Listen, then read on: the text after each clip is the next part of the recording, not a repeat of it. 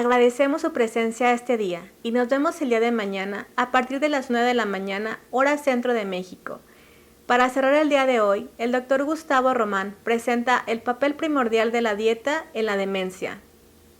Quisiera agradecer al doctor Raúl Arizaga esta amable invitación para participar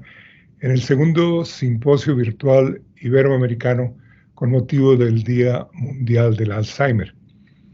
Yo soy el doctor Gustavo Román, profesor de neurología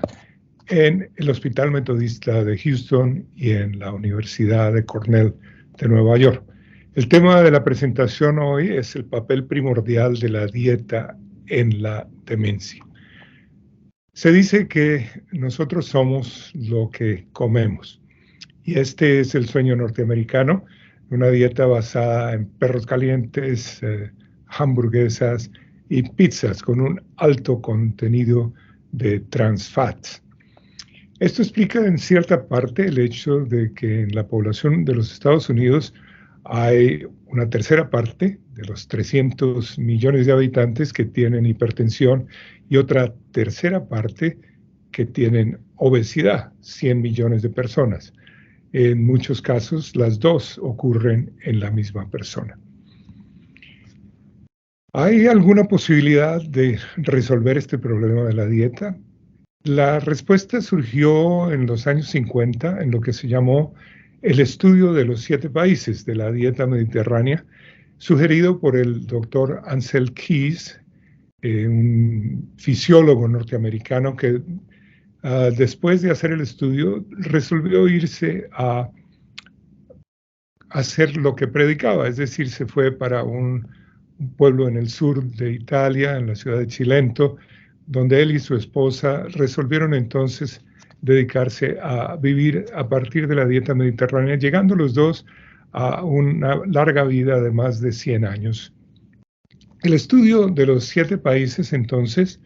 se comenzó en el año 1957, incluía 12.700 hombres entre 40 y 56 años de países de los Estados Unidos, Japón, Finlandia, Italia, Holanda, Yugoslavia, Serbia en ese momento, Grecia, la isla de Corfú y de Creta, y el papel del estudio era tratar de encontrar factores que pudieran predecir, que pudieran prevenir el desarrollo de hipertensión y en general de la mortalidad. Los hallazgos del estudio después de 15 años de seguimiento mostraron muy claramente que la mortalidad general, las muertes por cáncer y especialmente por enfermedad coronaria eran mucho menores en Japón, Grecia, la isla de Corfú, que en los países industrializados. Como vemos en esta gráfica, había un orden de magnitud en las tasas de enfermedad coronaria cuando se comparaba la isla de Creta y el Japón con los Países Bajos, los Estados Unidos y Finlandia. Es decir, había algo en la dieta que explicaba esa disminución en la mortalidad coronaria. Es lo que se ha llamado el régimen de la isla de Creta, que se caracteriza fundamentalmente por un consumo elevado de aceite de oliva, de frutas frescas, de verduras, productos del mar, legumbres, queso, un uso relativamente bajo de el azúcar y sobre todo se basa en la miel de abejas y en el jugo de las frutas. El vino en Creta acompaña generalmente a las comidas, pero no hay un consumo de carne, solamente una vez al año, y los más ricos en ese momento lo consumían solamente en los domingos. Por otra parte, se sabía algo que se había llamado la paradoja francesa, y es el hecho de que a pesar de que los franceses consumen una dieta muy generosa en grasas, incluyendo quesos naturalmente, los franceses, después del Japón, son uno de los países con menores tasas de enfermedad coronaria entre los países industrializados. Esta era entonces la paradoja francesa. Y esto llevó a que se hiciera el estudio de la dieta en la ciudad de Lyon, en Francia, en la cual se compararon las dietas de Creta con las dietas recomendadas por la Sociedad Americana de Cardiología. Como ven aquí, el número de muertes, el número de trombosis e infartos y de paro cardíaco era mucho menor en aquellos que estaban consumiendo la dieta de Creta. Aquí vemos entonces, cuando se compara la mortalidad de los pacientes que estaban en la dieta mediterránea comparado con la dieta de la Asociación Americana del Corazón. Una diferencia muy notable, que indica que incluso en pacientes que ya tienen enfermedad coronaria, el uso de la dieta mediterránea tiene efectos benéficos. Y el aceite de oliva extra virgen es fundamentalmente la fuente de grasas en la dieta mediterránea, incluyendo especialmente ácidos grasos no saturados que incluyen ácido oleico y palmítico. El ácido oleico es el principal ácido graso de la dieta del aceite de oliva y la mayoría de los estudios indican que el más frecuente de los ácidos poliinsaturados en el aceite de oliva es el ácido linoleico, que es el ácido graso que es más potente en la reducción del colesterol total y del colesterol de densidad baja. Se ha demostrado entonces que el consumo de ácido omega 3, por lo menos en 3 estudios de cohorte de los Estados Unidos, demuestran que entre más alto sea el nivel del ácido docosahexanoico, menor es la incidencia de arteriosclerosis, por lo menos en 3 cohortes de los Estados Unidos, como ven ustedes en este diagrama. Las características entonces generales de la dieta mediterránea son el consumo abundante de frutas y verduras, de pan y otros cereales, así como de nueces y otras semillas. Son mínimamente procesados, son generalmente frescos. Hay un consumo elevado de frutas frescas y el aceite de oliva nuevamente es la principal fuente de grasas de la dieta. Algunos otros productos dietéticos incluyen el queso y el yogur, que se consumen en cantidad baja y moderadas. Como habíamos mencionado, el consumo de carnes rojas es muy raro y el consumo de pescado y de frutos del mar es relativamente elevado y cambia de acuerdo a las regiones. El vino se consume en cantidad moderada y generalmente con las comidas. Un estudio que resolvió la correlación entre la dieta mediterránea y la salud cardiovascular se llevó a cabo en España y se llamó el estudio PREDIMED, en el cual hubo 2 grupos que estos pacientes eran hombres o mujeres entre los 55 y los 80 años de edad, tenían un alto riesgo de enfermedad cardiovascular con diabetes y al menos 3 de los factores de riesgo que incluían fumar, hipertensión, aumento del colesterol, obesidad y una historia familiar de enfermedad cardiovascular. En forma randomizada se incluyeron entonces un grupo que iba a consumir la dieta mediterránea usual con aceite de oliva extra virgen, el segundo grupo dieta mediterránea con nueces, tales como las almendras, y un grupo con una dieta normal para la región.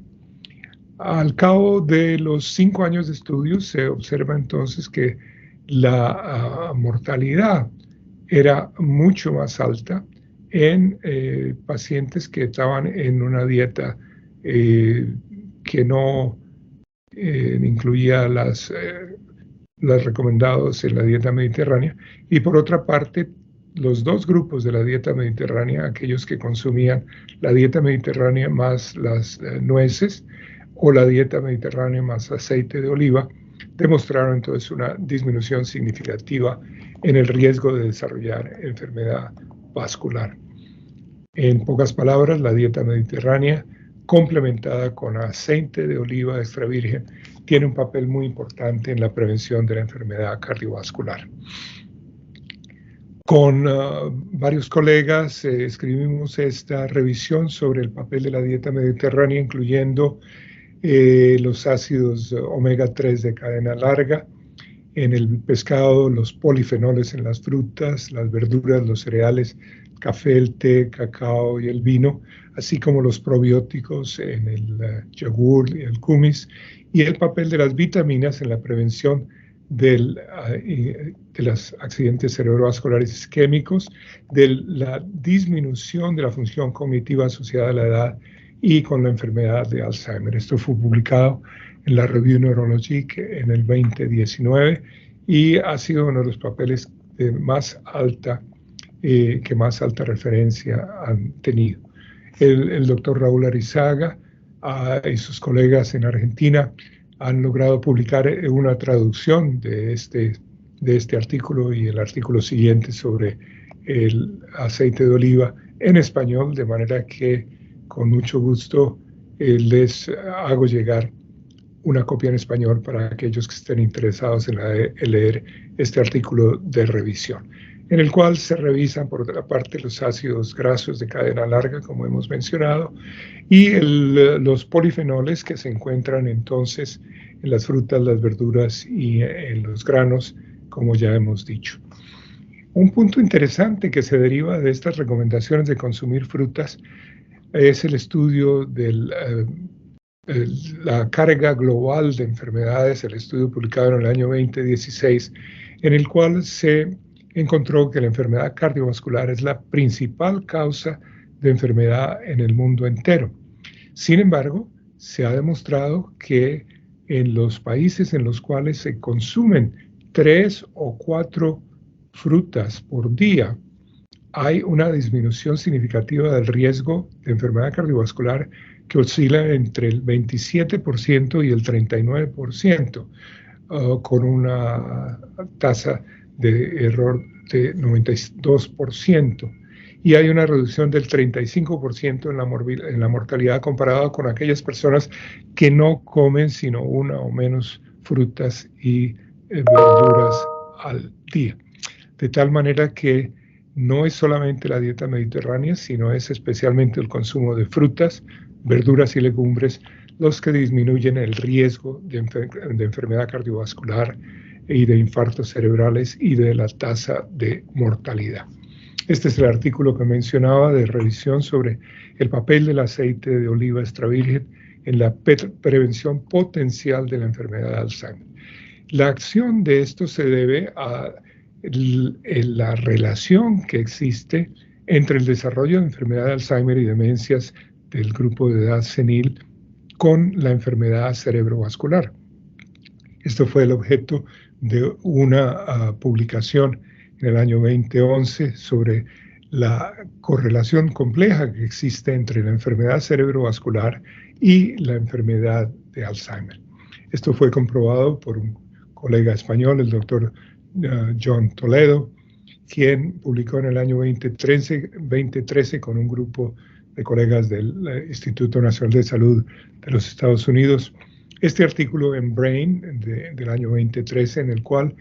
revisaron 4.629 autopsias de pacientes que habían participado en los grupos de Alzheimer financiados por el NIH de Estados Unidos, y encontraron que el 80% de estos pacientes que tenían una enfermedad de Alzheimer confirmada por imágenes, por neuropsicología y por la evolución clínica, al llegar a la autopsia se demostró naturalmente que todos ellos tenían enfermedad de Alzheimer, pero el 80% tenían lesiones de tipo cerebrovascular, 80%. Estas lesiones incluían la arteriosclerosis del círculo de Willis, una leucoencefalopatía isquémica de tipo Binswanger, una arteriolosclerosis, infartos grandes, microinfartos, lagunas y hemorragias cerebrales. La presencia de angiopatía amiloidea cerebral se encontró en el 40% de estos casos con enfermedad de Alzheimer. Es decir, que en 80%, prácticamente en todos los casos de enfermedad de Alzheimer que observamos, hay un componente cerebrovascular que permite prevenir la progresión de la enfermedad, por una parte, puesto que hay formas de tratar la hipertensión arterial y otros factores, como veremos más adelante. Los factores de riesgo tradicionales del infarto cerebral incluyen entonces el envejecimiento, la hipertensión, la hiperlipidemia, la diabetes mellitus tipo 2, el fumar, la fibrilación auricular y la enfermedad coronaria arterial. Los factores de riesgos no tradicionales incluyen, en primer lugar, la homocisteína, un aminoácido sulfurado que ha recibido hasta ahora relativamente poca atención. Otros factores incluyen lipoproteínas, la apnea obstructiva del sueño y otros factores de inflamación. Como vemos aquí, las células endoteliales y el músculo liso es el blanco de acción de factores comunes como el envejecimiento vascular, la hipertensión arterial, la diabetes, los problemas de la peroxidación de los lípidos y de la homocisteína, como hemos visto, además de los factores clásicos como la hipertensión, la arteriosclerosis y la diabetes. Hace unos años, en el 2018, se publicó este consenso internacional sobre la importancia de la homocisteína, como les decía, un aminoácido sulfurado, en la demencia de Alzheimer. Desde el año 2002 se sabe, en este artículo publicado en el New England Journal of Medicine, que las personas, de un total de 1,000 personas que sin demencia, del estudio de Framingham en la cercanía de Boston, en los Estados Unidos, se hizo una correlación entre el desarrollo de demencia en los años de seguimiento con los niveles totales de homocisteína en el plasma en estos pacientes y 8 años después. Lo que se observó entonces es que niveles de homocisteína por encima de 14 micromoles doblaban el riesgo de desarrollar enfermedad de Alzheimer. Es decir, la homocisteína tiene un efecto sobre aumentando el estrés vascular oxidativo, produce disfunción endotelial, trombosis, isquemia del sistema nervioso central, pero también hay un efecto directo de neurotoxicidad que se combina con los efectos del beta-amiloide y la producción de ácido homocisteico, que es un ácido excitotóxico que va a llevar fundamentalmente a la apoptosis, a la pérdida neuronal por efectos de la elevación de los niveles de homocisteína. Esta imagen que les recuerda la bioquímica de la homocisteína nos indica la importancia que tiene el ácido fólico, la vitamina B12 y la vitamina B6 en la disminución de los niveles de homocisteína por efecto de la enzima metileno tetrahidrofolato reductasa o MTHFR. Cuando hay disminución de los niveles de ácido fólico, de vitamina B12 o cobalamina y de vitamina B6, la homocisteína va a aumentar y esto lleva a una disminución de los donadores de grupos metilos que tienen gran importancia como factor epigenético. En cierta forma, entonces, cuando hay carencia de la vitamina B12, de la vitamina B6 y del folato, hay un aumento de la homocisteína que lleva entonces a la producción de grupos metilos que tienen importancia en como mecanismo genético a nivel epigenético. En cierta forma, al bloquearse el camino por falta de del efecto de la metileno tetrahidrofolato reductasa, entonces hay una acumulación de estos productos que son dañinos para el organismo. Desde hace unos años, en el 2015, postulamos que las mutaciones del gen de la metileno tetrahidrofolato reductasa son un marcador potencial para el comienzo de la enfermedad de Alzheimer. Y el efecto se hace mediante factores epigenéticos, como explicamos en este artículo de revisión publicado con el Dr. Oscar Mancera Páez y el doctor Camilo Bernal de Colombia. El factor entonces de los grupos metilos es evitar la producción, evitar la expresión genética de factores que pueden ser nocivos para la salud vascular de los pacientes. En el año 2010 se lanzó un estudio en la Universidad de Oxford que se llamaba el estudio Optima, en los cuales se veía si disminuyendo la homocisteína mediante el uso de vitaminas del grupo B se lograba disminuir la tasa de progresión, la aceleración de la atrofia cerebral y del déficit cognitivo en estos pacientes. El factor que se demostró es que a medida que disminuyen los niveles de homocisteína, se logra entonces disminuir la progresión de la enfermedad. Estos son pacientes que estaban siendo tratados con placebo, en los cuales se ve que seguía aumentando la tasa de atrofia cerebral, mientras que en aquellos que recibieron en forma doble ciego el tratamiento con vitaminas del grupo B, se lograba entonces estabilizar la progresión de la atrofia cerebral y prevenir en cierta forma la pérdida de la atrofia de la sustancia gris mediante el uso de estas vitaminas. Aquí vemos entonces cómo cambia en los pacientes que estaban en el grupo placebo. Continuaba la progresión de las lesiones típicas de Alzheimer, la atrofia típica, mientras que en aquellos que estaban con vitaminas del grupo B no había un aumento progresivo demostrado con el PET scan. De tal manera que la cianocobalamina, la inyección de vitamina B12, el ácido fólico, ayuda entonces, y la vitamina B6, la piridoxina, ayuda a detener la progresión de la enfermedad de Alzheimer. Esto es mucho más efectivo que algunos de los medicamentos que han sido aprobados, tales como la aducanumab, que a pesar de su costo, a pesar de que disminuyen los niveles de beta-amiloide, no logran detener la progresión de la enfermedad de Alzheimer.